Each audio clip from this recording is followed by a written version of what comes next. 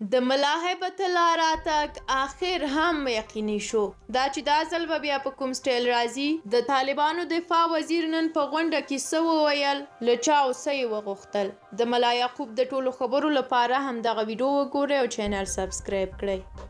د طالبانو دفاع وزیر په کابل کې د دیني عالمانو ناستې ته په خبرو کې له ګډونوالو وغوښتل چې د ځینو ستونزو د حل لپاره فتواوې ورکړي، خو ملا محمد یعقوب مجاهد دا په ډاګه نه کړه چې د کومو ستونزو د حل لپاره له دیني عالمانو فتواوې غواړي. ښاغلی مجاهد چې د طالبانو تحریک د بنسټګر ملا محمد عمر زوی دی، په خپلو خبرو کې بیا د غونډې له ګډونوالو غوښتنه کوله چې د شریعت په چوکاټ کې په ډاډه زړه نیمګړتیاوې د طالبانو حکومت ته په ګوته کړي او حل لارې یې وروښيي. ښاغلي مجاهد وویل، له نږدې 1 کال راهیسې هیڅ اسلامي او نا اسلامي هیواد زموږ نظام په رسمیت نه دی پیژندلی.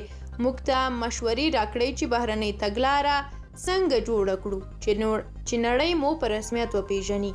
نوموړی وایي اوسنی نظام یې باید له لاسه ونه وځي او په افغانستان کې نوره جګړه نه غواړي. پلازمینه کابل کې د دیني عالمانو یوه لویه غونډه نن پیل شوې چې 3 ورځې به دوام کوي. د باختر دولتي خبري اژانس په ریپورټ کې ویل شوي دي د مولوي حبیب الله حقانی په مشرۍ دا غونډه د طالبانو د رئیس الوزرا ملا محمد حسن اخوند په وینا پیل شوه. په ریپورټ کې ویل شوي ملا محمد حسن اخوند د غونډې له ګډونوالو مننه وکړه چې په دې غونډه کې ګډون کړی دی. طالب چارواکي وایي د دې غونډې ګډونوال به د ملي یووالي او تلپاتې ثبات په برخه کې د دوی حکومت ته سلا مشورې ورکړي. پر خواله رسنیو ځینو کارنانو او خبریالانو کابل کې د عالمانو جرګې ته څیرمه د ډزو د غږونو اورېدو تبصرې کړي دي. په 2 ویډیوګانو کې چې پر خواله رسنیو ډېرې لاس په لاس کیږي د ډزو غږونه پکې اورېدل کیږي، خو تر اوسه دا ویډیوګانې او د ډزو خبرونه طالبانو نه دي تایید کړي. ظاهراً د دغو ډزو مسؤلیت د ازادۍ په نامه ملي جبهې پر غاړه اخیستی دی.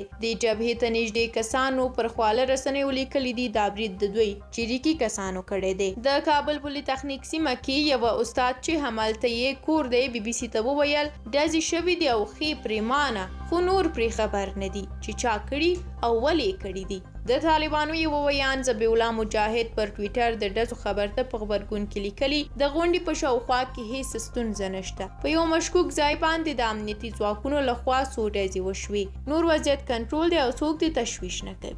په همدې حال کې بیا د طالبانو ویان دا هم ویلي دي چې ښایي د دغې ډلې مشر هم کابل کې د علماو په دغه غونډه کې ګډون وکړي. د طالبانو ویان ذبیح الله مجاهد پنجشنبه د چنګاښ پر 9 د دیني عالمانو د ناستې د لومړۍ ورځې په پای کې یوې خبري ناستې کې حاضر شو او ویل چې دغه ناسته د دیني علماو د غوښتنې پر بنسټ جوړه شوې او د ناستې اجنډا هم په ګډونوالو پورې اړه لري. هغه جوته کړه ښایي مولوي هیبت الله اخوندزاده هم په دغه غونډه کې ګډون وکړي، خو مجاهد په دې ناسته کې د خپل مشر د ګډون کولو د وخت په اړه کره معلومات نه دي ورکړي.